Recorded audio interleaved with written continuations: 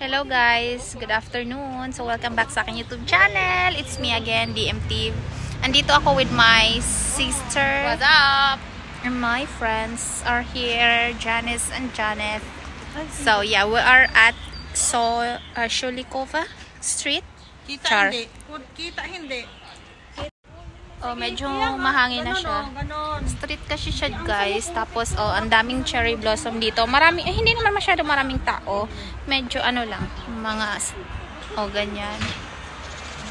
Mga pamilya. Ano kasi to kanang ano tawag diyan? Street ba? Daanan din ng mga sasakyan.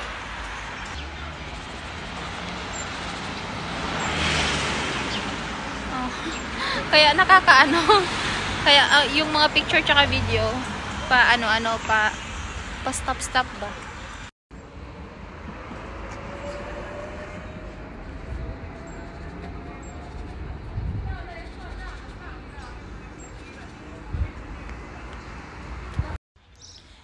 So spring nga pala ngayon guys, and yeah, wala siyang sun. Kanina umulan siya, kaya ganyan yung weather natin today. Makulimlim siya. Pero yeah, napagplanuhan na kasi namin na pumunta dito today, so hindi namin nakita yung yung weather forecast na makulimlim pala at uulan, kaya ganun. Yes, what happened? Ha?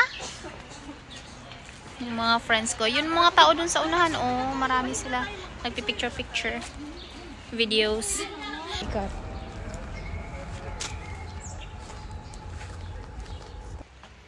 Anong advice mo sa mga kababayan nating hindi to picture sa mga kababayan nating gustong mag-cross country papuntang Croatia?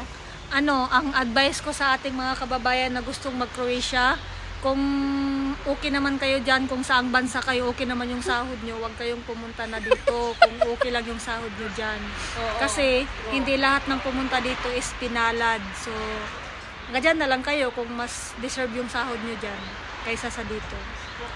Yun lang. So, yun lang guys. Okay na to. Bye!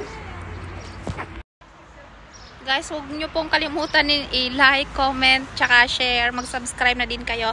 At pa-click na din ng notification bell. Thank you!